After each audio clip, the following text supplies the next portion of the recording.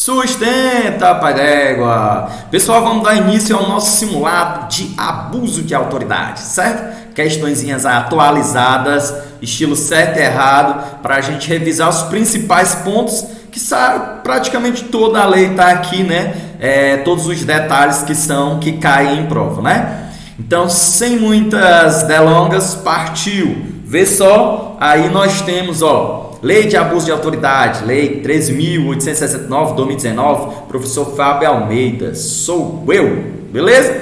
Então vamos lá, vamos para a nossa questão de número 1. Ela me diz o seguinte, olha só.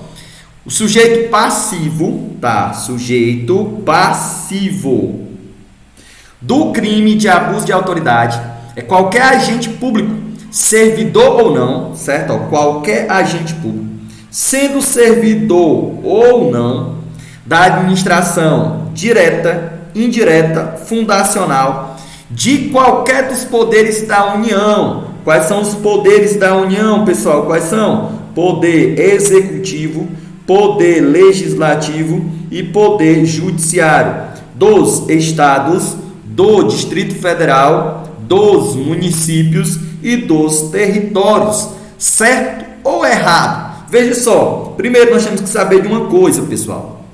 O que é sujeito passivo e o que é o sujeito ativo? O sujeito passivo, pessoal, é quem sofre, certo, a ação. No caso, na lei de abuso de autoridade, quem é o sujeito passivo? Aquele que sofre um abuso de autoridade. E o sujeito ativo é aquele que faz, aquele que comete, aquele que vem de ação, aquele que pratica a ação, beleza? Então veja só, ele está me dizendo o sujeito passivo. Passivo aqui é quem sofre. Quem sofre o abuso de autoridade é apenas agente público, servidor ou não, da administração direta ou indireta. Vejam, pessoal, que aí está errado, porque ele trocou o termo sujeito ativo, quando na verdade isso daqui é uma característica dos sujeitos ativos, certo? Quem comete um crime de abuso de autoridade? Esses aí, qualquer agente público, sendo servidor ou não, beleza? Da administração direta, indireta, fundacional, de todos os poderes, de todos os entes da federação. Portanto, aí é uma questão que está errada. Por que está errada? Porque aí ele me deu as características do sujeito ativo e não do sujeito passivo, beleza? E quem é o sujeito passivo na lei de abuso de autoridade? Qualquer pessoa, certo? Qualquer pessoa pode ser o sujeito, certo? Pode ser o sujeito ativo, passivo da lei de abuso de autoridade, ou seja, qualquer pessoa pode sofrer, tá bom? Então, sustenta, mantém, que nós vamos para a questão de número 2. Ela vai me dizer o seguinte, olha só. São efeitos possíveis, mas não automáticos. É possível isso acontecer, mas não automaticamente. Da condenação por abuso de autoridade, no caso de reincidência, certo? Reincidência. A inabilitação para o exercício do cargo. São efeitos a inabilitação para o exercício do cargo? Sim, esse é um dos efeitos. Mandato ou função pública pelo período de 1 a 5 anos? Exatamente, de 1 a 5 anos. Do mandato ou da função pública? Pessoal, ele está me perguntando o seguinte, certo? É um dos efeitos, certo? Pela condenação no crime de abuso de autoridade, a inabilitação para o cargo e por que período? De 1 a 5 anos, tá certo? Tá certo, beleza? Esses efeitos são automáticos? Não, pessoal. Esses efeitos são não automáticos. Eles não são automáticos.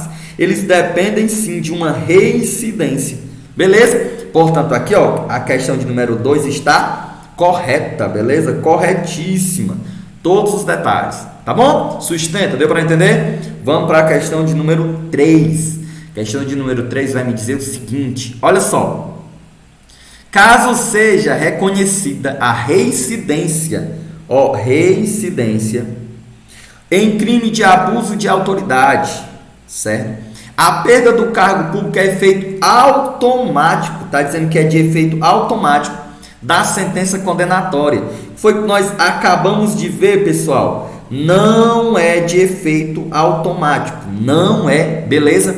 Se não é de efeito automático, galera, é porque precisa, certo? Precisa de motivação, ou seja, precisa ser motivada na sentença, tranquilo?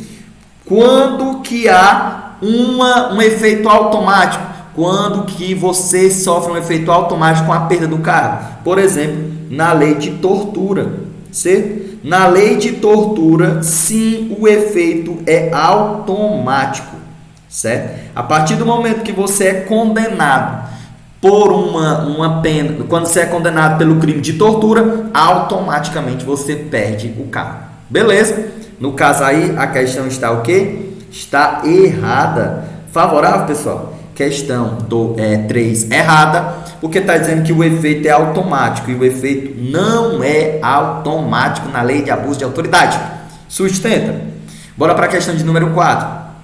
Questão de número 4, ela vai dizer o seguinte, ó. As responsabilidades civil e administrativas são independentes. Essa questão aqui, pessoal, ela é uma questão boa. Vamos prestar atenção nos detalhes, que ela é muito boa. Vamos nós, ó. As responsabilidades civil e administrativas são independentes, corretas. Tanto a civil, como a administrativa, como a penal. As três são independentes, certo? Aí, ó. Responsabilidade civil e administrativa são independentes da criminal, correto?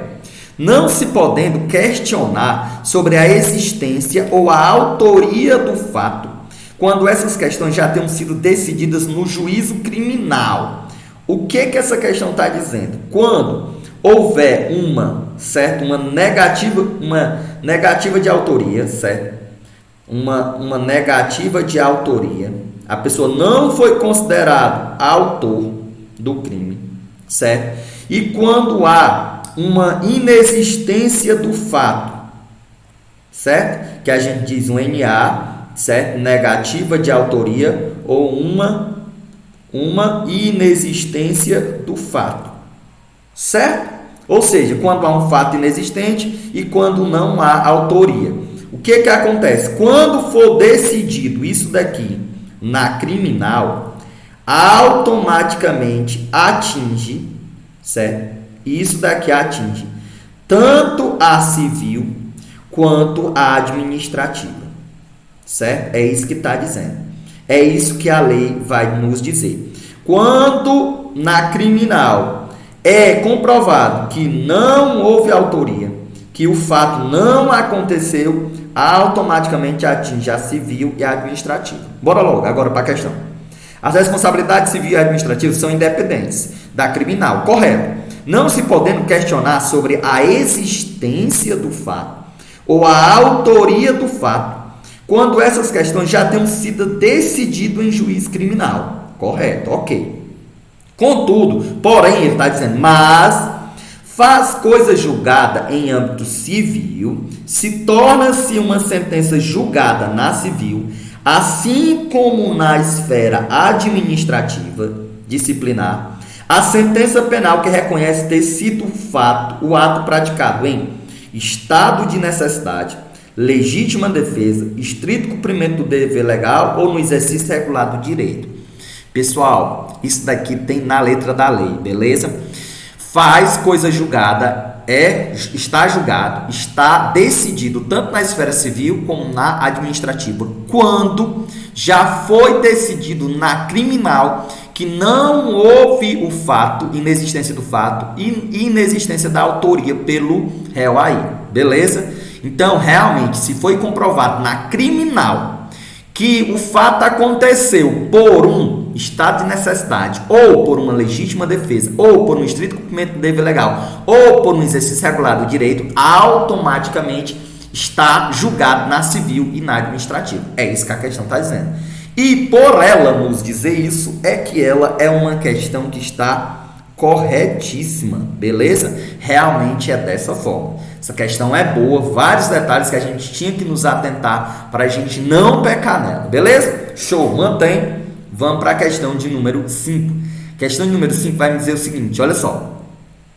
Se a ação penal pública não for proposta no prazo legal, se ela não for proposta no prazo que determina a lei, no caso no prazo legal, admite-se ação privada, devendo ser imposta pelo ofendido em 6 meses decadenciais, beleza? Contados da data, contado de que data? Da data em que esgotou o prazo para o oferecimento da denúncia. Pessoal, essa ação penal, ela vai ser proposta pelo Ministério Público, certo? A ação penal vai ser proposta pelo Ministério Público. E o Ministério Público, ele tem um prazo, certo? Para propor essa ação. Quando ele não propõe, certo? Quando ele fica inerte, quando ele fica parado, quando ele não faz essa proposta no prazo legal, certo? Admite-se, tem a possibilidade de se fazer uma ação privada, ou seja, o interessado pode entrar com uma ação privada. Essa ação privada, pessoal, ela vai ser subsidiária, ou seja, ela só pode acontecer se o Ministério Público se mantém inerte, se ele não propor a ação. Se o Ministério Público se propôs, pronto, não é cabível a ação privada. Beleza? Por isso que ela é chamada de uma ação subsidiária. Só acontece se não acontecer a outra. E o prazo para ela acontecer é de até 6 meses, realmente. De até 6 meses. A pessoa interessada tem até 6 meses para propor essa ação privada subsidiária da pública. E essa data conta de quando? Quando esgotar o prazo para o oferecimento. Chegou no dia, o último dia para o Ministério Público propor essa ação. O Ministério Público não propôs, a partir daí inicia-se o prazo de contagem de 6 meses para que o interessado proponha essa ação privada subsidiária da pública. Beleza? Portanto, aí ó, a questão com todos os detalhes corretíssimo. Sustenta que nós vamos agora para a questão de número 6, que ela vai me dizer o seguinte, beleza? É atípica, certo? O que é uma coisa atípica? Pessoal, uma coisa típica, certo? É quando ela está tipificada na lei. Podemos dizer que é típica quando ela é crime, popularmente falando. E quando é que nós falamos que ela é atípica? Nós falamos que ela é atípica quando não é crime. Ou seja, quando não está tipificada, quando não está escrita na lei como um crime. Beleza? Então vamos nós. Está me dizendo a questão 6 que é atípica. Não é crime. A conduta descrita em lei como abuso de autoridade, quando praticada por mero capricho ou satisfação pessoal do agente, sendo exigida a finalidade específica de prejudicar ou beneficiar outra. Está dizendo que não é crime, não é um crime de abuso de autoridade, quando a gente faz por um mero capricho ou por uma satisfação pessoal. Pessoal, dizendo que a finalidade específica é só esta, prejudicar alguém ou beneficiar outro. Quando, na verdade, a letra da lei vai me trazer as finalidades, certo? Aqui já está escrito, vou utilizar. Quando a lei vai me trazer as finalidades específicas. Quais são as finalidades específicas? Quando é que eu cometo um crime de abuso de autoridade? Quando eu tenho uma dessas finalidades, sendo elas, uma, prejudicar, realmente, prejudicar ou beneficiar, certo? Beneficiar outrem. Realmente, isso daqui é uma finalidade específica.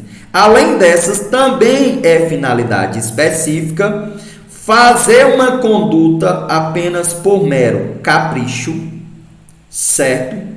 E também por apenas satisfação, certo? Apenas por satisfação pessoal. Que significa que são finalidades específicas. Mero capricho, satisfação pessoal, prejudicar outro ou beneficiar outro. Ou seja, tudo isso daí é uma finalidade específica. Então, se eu fizer uma conduta, certo, prejudicando o outro apenas por mero capricho, é sim uma função típica. Cometo sim um crime de abuso de autoridade, beleza? Portanto, essa questão está errada, certo? Porque diz que o mero capricho de satisfação pessoal não é uma finalidade específica, enquanto que na lei é sim uma finalidade específica, beleza? Sustenta, mantém, que nós vamos para a questão de número 7, que ela vai me dizer o seguinte, pessoal, a questão de número 7, tá? Ela vai dizer, ó, a lei de abuso de autoridade, certo? Define de forma expressa, ou seja, de forma escrita, certo? O conceito de dia previsto na Constituição Federal em referência ao direito fundamental à inviolabilidade do domicílio e assim permite o cumprimento do mandato judicial de busca e apreensão domiciliar no período compreendido entre 5 a 21 horas de um mesmo dia, sem que haja configuração de crime. E aqui, pessoal, realmente, a lei de abuso de autoridade trouxe expressamente, de forma escrita, certo período em que pode haver uma busca de apreensão, né? Uma busca e apreensão domiciliar, sem que haja um crime de abuso de autoridade. Claro que desde que haja um mandato aí, né? Beleza? Um mandato judicial. Em que período esse? De 5 horas da manhã, beleza? De 5 horas da manhã até as 21 horas. Beleza? Popularmente, 9 horas da noite. Beleza?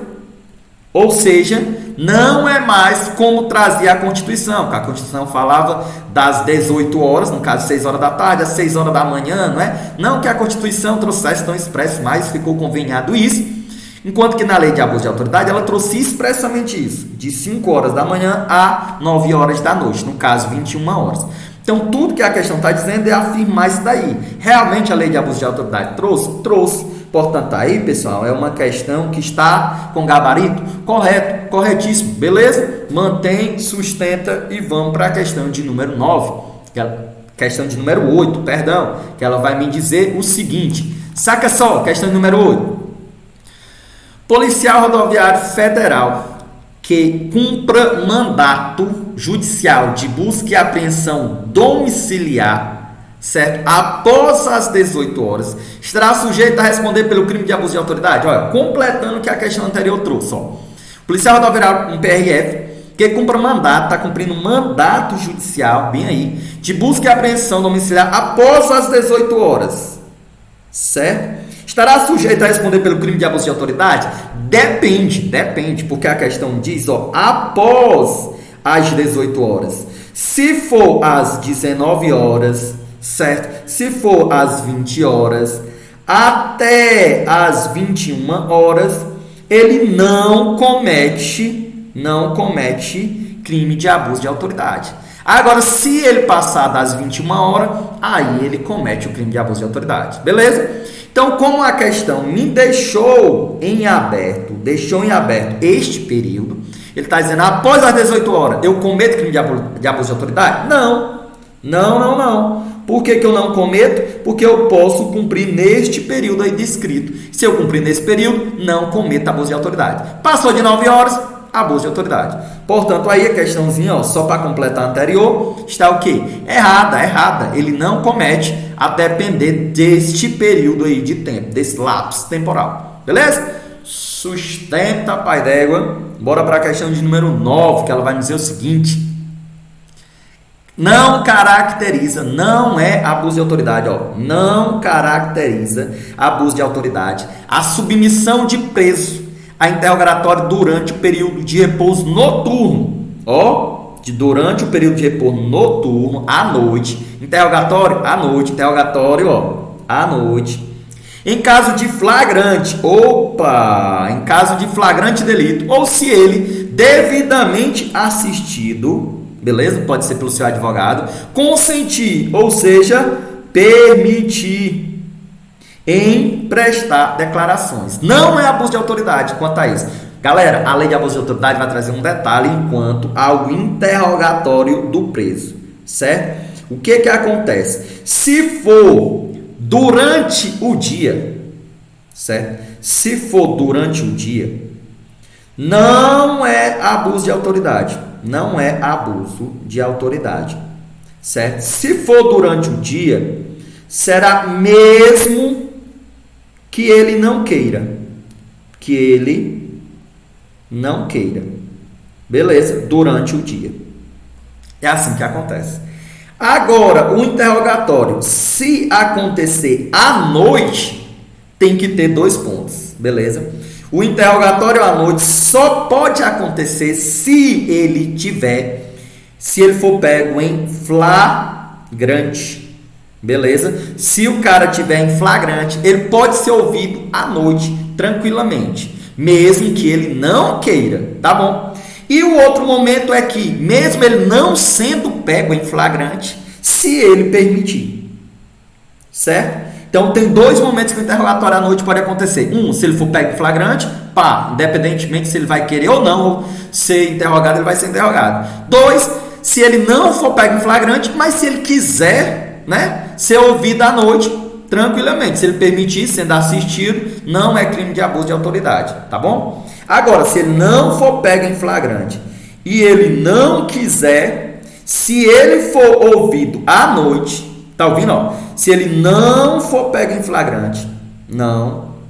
E se ele não quiser, aí sim é crime de abuso de autoridade. Beleza? Então a questão me diz o seguinte, ó. Não é crime de abuso de autoridade o interrogatório à noite, aí, ó, noturno, se acontecer o caso em flagrante ou se ele consentir, se ele permitir. Não é abuso de autoridade? Não, não é. É este caso aqui, ó. Beleza? Portanto, a questão aí está o quê? Correta, ó. C de correta, de casa. Sustenta, pai d'égua. Questão de número 9. A questão de número 9 é a 9. Questão de número 10 já. Oxi, tá rápido, né? Questão número 10 me diz o seguinte: tem que ser uma revisãozinha rápida, direta ao ponto. Sustenta, olha só. A ação penal, nesse caso, será pública condicionada, podendo a autoridade policial instaurar inquérito de ofício sem qualquer provocação. Pessoal, em que caso? Aqui a questão não trouxe, mas é no caso da lei de abuso de autoridade, certo? Na lei de abuso de autoridade, a ação pública será condicionada. Negativo, pessoal, negativo. Todos os crimes da lei de abuso de autoridade será de ação pública incondicionada. Beleza? Ação pública incondicionada. Todos os crimes. Sustenta, pai daí. Portanto, aí, ó, a questãozinha, ó, errada, beleza? Tranquilo? Se fosse lá na Lei Maria da Penha, aí é um detalhe. Já já a gente vai ver outro vídeo de Lei Maria da Penha, tá? E nós vamos ver que vai depender se é ameaça ou se é lesão corporal. Mas na lei de abuso de autoridade, incondicionada. Ou seja, não depende do condicionamento da vítima. Beleza? Sustenta. Bora para a questão de número 11. Ela vai dizer o seguinte: a antecipação. Ó, houve uma antecipação.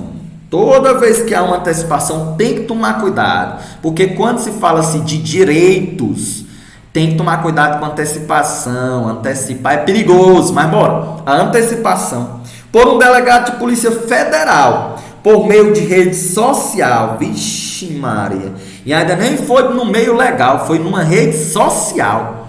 Da atribuição de culpa. Vixe Maria. Ele foi lá no Instagram, certo? E o que foi que ele fez lá? Ele pegou e disse que o cara era culpado.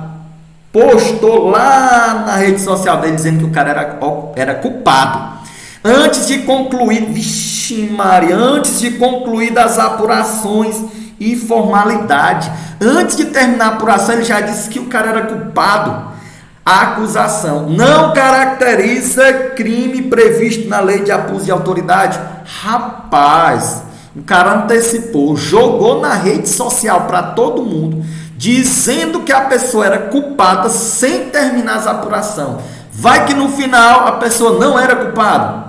Ferrou. O que aconteceu? Não pode acontecer isso nas redes sociais. Não pode antecipação. Ele jogou a culpa numa pessoa que ainda não foi declarada culpada. O que acontece?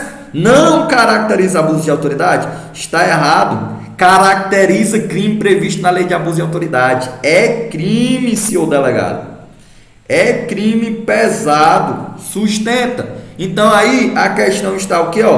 Erradíssimo. Ele vai responder sim por abuso de autoridade. Mantém, sustenta, porque nós já estamos na questão número 12. Ela vai me dizer o seguinte: não comete crime de abuso de autoridade. Mais uma que não é crime. Vixe Maria, não é crime de abuso de autoridade. O agente público que, por satisfação pessoal, satisfação pessoal e mero capricho é complicado, mantém preso de ambos os sexos opostos, certo? Na mesma cela ou espaço de confinamento. Pessoal, não pode. Se a gente pegar a nossa LEP, Lei de Execução Penal, nós vamos ver que não pode colocar preso de sexo oposto, de sexos diferentes, numa mesma cela. Isso é vedado. Se é proibido na lei e o cara fez, e o agente fez, ele cometeu um crime. Que crime? Crime de abuso de autoridade, certo? Ou seja, ele fez apenas por satisfação pessoal, só para ver o prazer de ver os presos ali juntos na mesma cela. Então a questão está dizendo que não é crime, está errado. É crime sim. Beleza, é crime. Mais uma que está errada, porque traz uma conduta criminosa na lei de abuso de autoridade, e a questão diz que não é, enquanto que é sim crime de abuso de autoridade. Beleza, pai d'égua? Tá dando para manter aí? Sustenta. Vamos para a questão de número 13. É isso? Já foi a questão 12. Questão de número 13, ela vai nos dizer o seguinte, olha: qualquer agente público, ainda que não seja servidor e não receba remuneração, pode ser sujeito ativo do crime de abuso de autoridade. Pessoal, aí é uma questãozinha bacana, porque é uma questão que ela vai me trazer o sujeito ativo. Vimos na primeira questão que o sujeito ativo é aquele que pratica, né? Aquele que pratica a ação. Pessoal, é só lembrar aí, ativo, ação. Os dois começam com A, beleza? E realmente quem é o sujeito ativo? Qualquer agente público. Só lembrando, pessoal, que lá no direito administrativo nós temos a ideia de que agente público. O que é um agente público? É um servidor público, é um empregado público e é uma pessoa que desempenha função pública. Todas essas espécies fazem parte de um agente público. O que é um agente público? Todo mundo, certo? Dentro dos agentes públicos tem servidor público, empregado público e a pessoa que desempenha função pública, tá bom? O sujeito ativo pode ser servidor ou não servidor, pode receber remuneração ou não remuneração, beleza? Portanto, aí a questão está corretíssima. Galera, cuidado que são questões que caem muito perguntando sobre o sujeito ativo, quem comete o crime de abuso de autoridade, tá bom? Questão de número 14, ela me traz o seguinte, 14. A divergência na interpretação da lei, houve uma divergência na interpretação da lei, beleza? Ou de avaliação de fatos, também houve uma divergência na avaliação dos fatos. Fatos e provas configura abuso de autoridade? Está perguntando se é abuso de autoridade. Pessoal, a letra da lei ela vem trazendo expressamente essa ideia, certo? Quando há uma interpretação, uma divergência na hora de interpretar a lei, por exemplo, o juiz A interpretou de um jeito e o juiz B interpretou de outro jeito. O fato deles interpretarem de forma diferente, de forma divergente, isso não caracteriza abuso de autoridade. Por quê? Porque isso é uma prerrogativa que eles têm, fazer essa análise pessoal, beleza? Não é pessoal, essa análise a partir da lei. Então, quando houver uma divergência na interpretação pelos juízes ou na avaliação dos fatos também pelo juiz, aqui lá no Código de Processo Penal, tem um tópico que são as provas. Muitas vezes num crime, tem provas que um juiz interpreta de uma maneira e tem juiz que interpreta de outra maneira, certo? Vai dependendo da valorização da prova. Tipo, um juiz valoriza uma prova de um número, enquanto que o outro juiz valoriza com outro número. Quando há essa divergência entre essa avaliação dos fatos, não é crime de abuso de autoridade, tá bom? Não é, porque é uma prerrogativa que eles têm. Então aqui está dizendo que configura crime de abuso de autoridade? Não é crime de abuso de autoridade, divergência na interpretação da lei e na avaliação dos fatos. Portanto, aqui a questão 14 está o quê? Errada. Sustenta, pai d'égua, que nós estamos na questão de número 15, tá? Questão 15, última questão, me diz o seguinte: o exercício temporário de função pública, junto a qualquer estrutura estatal de poder, em razão de determinação legal, afasta a figura do sujeito ativo do crime de abuso de autoridade. Olha, essa questão é boa da FGV, ela me diz, ó. O exercício temporário de função pública. Aqui, ó, não é um servidor efetivo, é um servidor temporário. Junto a qualquer estrutura estatal do poder, ou seja, junto a uma instituição, algum órgão, alguma entidade pública, em razão de determinação legal, certo? Foi determinado legalmente que ele está lá temporariamente. Afasta a figura do sujeito ativo. O que é que essa questão está me perguntando? Ela está perguntando: ei, o servidor, o agente temporário, certo? Ele não comete crime de abuso de autoridade? É isso que está perguntando. Está o que? Errado. Beleza? Está errado. Por quê, pessoal? Porque o sujeito ativo, certo? Sujeito ativo no crime de abuso de autoridade é tanto o servidor permanente, certo? Quanto o servidor temporário. Os dois recebendo temporário, recebendo remuneração ou não. Portanto, aí a questão da FGV está aqui, ó, errada, erradíssima, tá bom? Pessoal, esse foi nosso mini simulado de abuso de autoridade. Espero que vocês tenham compreendido aí. Qualquer dúvida, só mandar aí, ó. Inscreva-se no canal. Aqui é um canal eclético. Traz questões de português, de legislação extravagante, constitucional, de tudo, direito administrativo, de tudo um pouco. O importante é estar contribuindo na sua preparação para a realização do seu sonho em passar em um concurso público. Beleza? Então, sustenta, pai d'égua, e mantém a pegada. Chama!